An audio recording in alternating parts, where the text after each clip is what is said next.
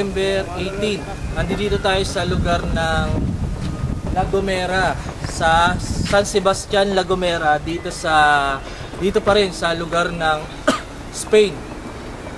Ito ang lugar ng La Gomera.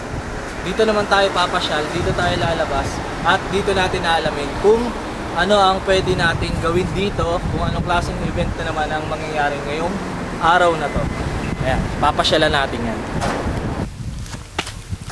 Ayan. Ngayon, nandito tayo sa isa sa mga plaza nila. Na itong nasa likuran ko, ito yung isa sa mga tower na matagal na panahon na. Marami ng mga nakatira dyan at nung mga Espanyol, nung unang panahon, yung unang mga tao ay sila ang gumawa niyan para magkaroon sila ng ganyang klaseng struktura na itinayo dyan, tapos ginawa ng plaza hanggang sa kasalukuyan ay ganito na ang nangyari. Yan. Ito yung ginawa nila nung unang panahon. Tapos ito yung isa sa mga ikinabubuhay nila na gumawa sila dyan ng malalim na hukay para mapagkunan ng tubig ng inumin. Yan, ganyan ang proseso, pero ngayon hindi na nila nagagamit dahil marumi na yung laman yan. Tapos aakyatin natin dun sa taas kung makakaakyat tayo dyan. Yan, ngayon nandito na tayo sa pangalawang baitang. Ito yung second floor at ito na yung ginawa nilang terrace. Ito yung kahoy na hanggang ngayon ay buhay pa, na matibay na kahoy yan. Tapos dito yung pintuan nila at ito na yung pinaka-tore. Ayan, matagal na panahon na to. At dito naman sa kapaligiran niya ay ito yung ginawa nilang plaza. Ayan. Ayan, walang masyadong mapuntahan na magandang lugar dito, kaya maliligo na lang tayo dito sa dagat na to.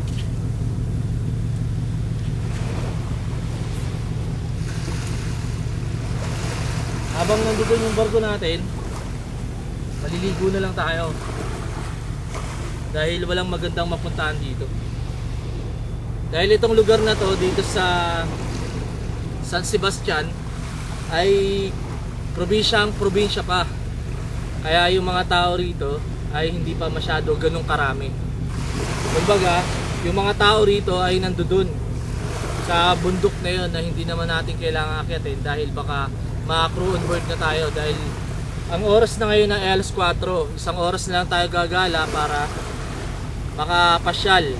Babalik-balik na tayo mamaya ng konti, pero lulusong muna tayo dito sa dagat na to dahil matagal na tayong hindi nakapag-swimming sa dagat. Ayan, swimming na tayo.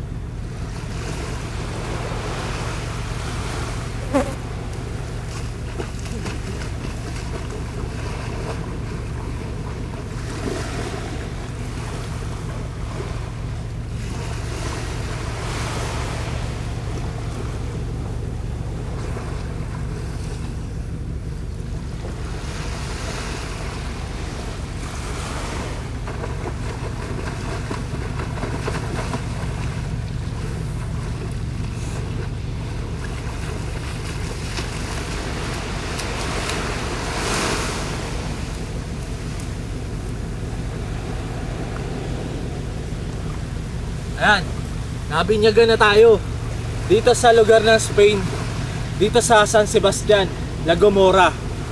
Kaya pagkatapos nating mabasa at makaligo rito sa lugar ng Spain, habang nandoon yung barko natin, ay babalikan na natin yun. Babalik na tayo ron dahil nakaligo na tayo.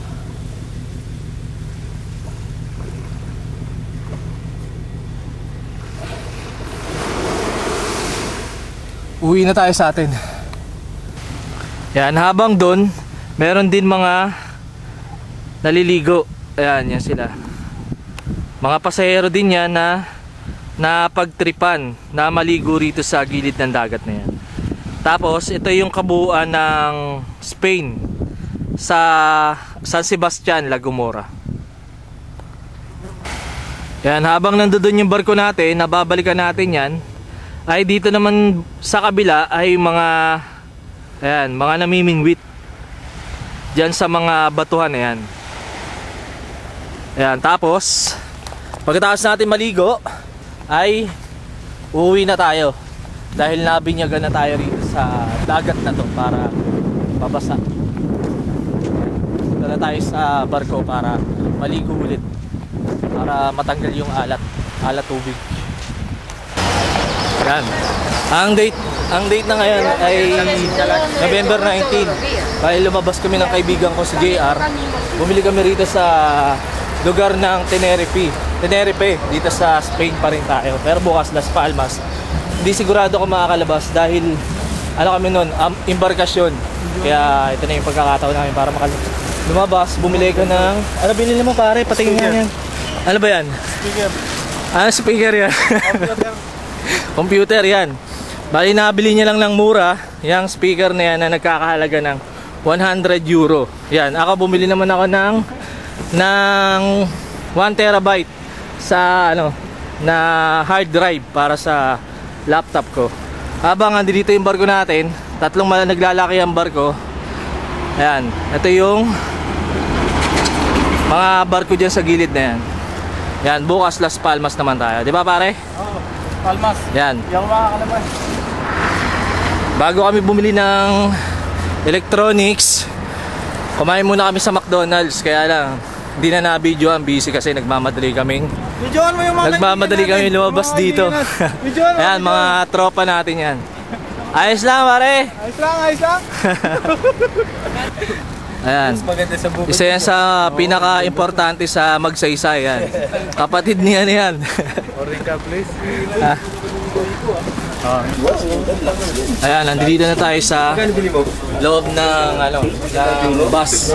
Nandito yung mga tropa natin. Nandito yung mga kasaya. Ito yung mga tropa natin. Ito, isa to sa mga pinaka-importante sa barko ng Albatros dahil kapatid ni Ma'am Miles yan. Sa magsaysay yan. Mamuing pala. Ayan, ayos ba pare? Mali. Si Tolitz, importante din. Ayan, si Tolitz, importante yan. Pagka walang provision, wala tayong makakain. Si Raymond. Papauwi na tayo ngayon. Ito naman si Raymond dyan. Bali, nakapagtrabaho din yan sa Liponan. Tropa natin yung mga yan. Ayan, ang date na ngayon ay November 23. Bali, nakapainom tayo ng konti dahil birthday ko. Yan, pasalamat ako dahil marami tayong tropa rito sa barko na sineselebrate din yung birthday natin itong November 23, 2012 na pupunta tayo ngayon sa crew, sa lahat ng mga crew dahil sineselebrate nila yung birthday natin na nagkaroon sila ng banda at nagkaroon sila ng okasyon dahil sa birthday ko. Papanoorin natin lahat ng mga crew natin doon, ng mga tropa natin na nagbanda sila para sa birthday ko. Yan, papanoorin natin. Pupuntahan natin sila dahil medyo nakahing na ako dahil papanoorin natin at i-video natin kung ano yung mga ginagawa nila doon dahil pasalamat tayo dahil meron silang mga talent at mga vocalist at mga banda na pupuntahan natin at para panoorin kung ano yung mga ginagawa nila doon. Para mapasaya ngayong araw ng celebration ng birthday ko. Ayos na ayos.